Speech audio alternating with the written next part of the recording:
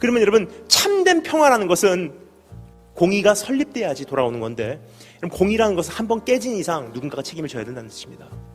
죄라는 것은 누군가가 책임을 져야 되고, 공의라는 것은 한번 깨진 이상 누군가가 책임을 져야 된다는 것입니다.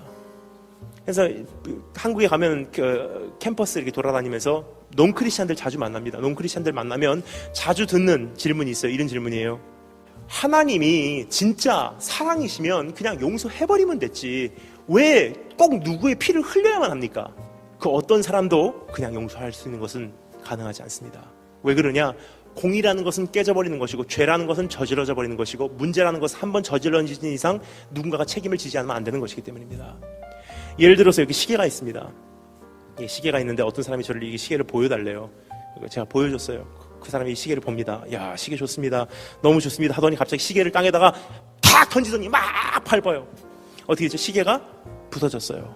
공의가 깨졌어요. 문제가 저질러져 버렸습니다. 죄가 저질러져 버렸어요. 그럼 이 문제를 해결할 수 있는 것은 그냥 용서할게 통하지 않습니다. 둘 중에 하나예요. 가해자가 책임지든지 피해자가 책임지든지예요. 가해자가 책임지는 건 무슨 뜻입니까? 바로 이런 뜻이에요. 목사님 죄송합니다. 내 정신 잠깐 나갔다 들어왔습니다. 내가 돈 드릴게요. 새로운 시계 사시지요? 하든지 내가 새로운 시계 사다 드리겠습니다 하고 갔다 와서 깨진 공의를 회복시키는 것이 첫 번째 방법입니다. 두 번째 방법, 괜찮아, 용서할게요. 무슨 뜻입니까? 내가 시계 없이 사는 것을 내가 감수하겠습니다. 혹은 내가 내 돈 내고 새로운 시계 사겠습니다라는 뜻이에요. 누군가가 희생을 치르지 않으면 깨진 공의는 회복되지 않는다는 거예요. 주님께서 우리의 죄를 용서하셨다는 건 무슨 뜻입니까? 그냥 감정적으로 이제 용서가 됐다? 아니에요. 용서하신다는 건 무슨 뜻입니까? 피해자 본인께서 공의를 회복하기 위해서 그 값을 치르셨다는 뜻입니다. 그건 감정적인 것이 아닙니다. 단 한 번도 성경에서는 우리의 용서에 대해서 감정적으로 말한 적이 없습니다. 법적인 거예요. 그러면 여러분, 화평케 한 자는 무엇입니까? 이제는 하나님을 바라볼 때마다 배부리 여김을 받을 수 있는 이제는 내가 소모됨으로 이 세상에 깨진 모든 공의를 재설립하라는 주님의 부르심인 것입니다. 정신적으로도 공의가 깨진 이상 누군가가 희생을 치르지 않으면 그 정신적인 공의도 회복이 안 되더라고요. 내 물질이 소모된다는 것은 누군가의 물질이 회복된다는 뜻이에요. 누군가의 젊음과 누군가의 에너지가 소모된다는 것은 누군가의 에너지와 누군가의 젊음이 회복된다는 뜻입니다. 누군가의 생명이 미랄과 같이 떨어진다는 것은 누군가의 생명이 탄생된다는 뜻이에요. 하나님의 나라의 진리입니다. 그럼 화평케 한 자라는 것은 무엇입니까? 예수 그리스도 사역이 예수님의 사역이 어떤 사역이었죠? 자신이 떨어져 죽음으로 다시 한번 깨진 공의를 하나님과 우리 이방인과 유대인을 회복시키기 위한 공의 회복의 사역이었습니다. 그러한 사역을 하는 자는 기뻐하라. 드디어 하나님의 아들 예수 그리스도의 사역을 너희가 하고 있습니다. 근데 여러분, 한 가지만 더 말씀드리겠습니다. 거기서 끝나지 않더라고요. 또 한 가지 공의를 회복하는 방법이 있습니다. 하나는 희생이고 또 한 가지 방법이 마지막으로 하나 남았더라고요. 뭔지 아십니까? 한번 따라해주셔서 감사하겠습니다. 전쟁이라는 것이 왜 공의 회복인지 한번 생각해 보도록 하겠습니다.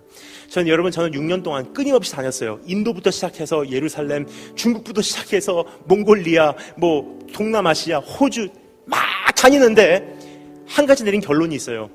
온 세계의 75%는 우리가 상상을 초월하는 악을 매일매일 경험하면서 살고 있다는 뜻입니다.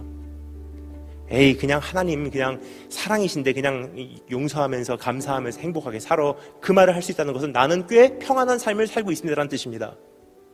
근데 여러분, 지구의 75%의 인구가 어떻게 사는 줄 아십니까? 예를 들겠습니다. 3년 전에 인도에서 핍박이 있었어요. 인도 오리사라는 주에 힌두교, 이슬람교 과격분자들이 들어가서 교회를 핍박하기 시작합니다.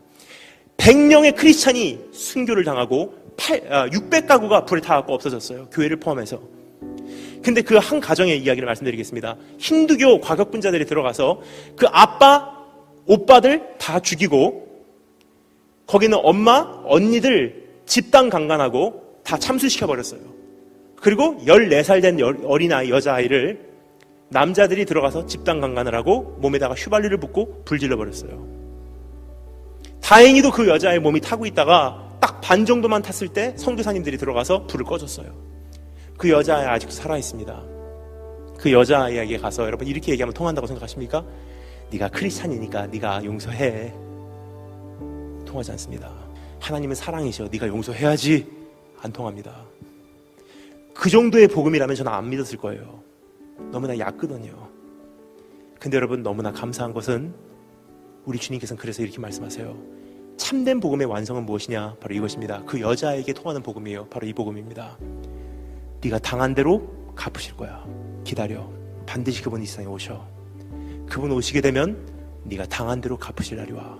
넌 그날까지 길이 참어. 그 아이에게는 그것이 복음이에요. 한 복음은 어린 양 예수입니다. 하지만 다른 복음은 다시 오실 왕 유다의 사자 예수 그리스도의 복음이에요. 우리에게는 어린 양 예수는 있는데 다시 오실 왕 유다의 사자 예수는 많이 없습니다.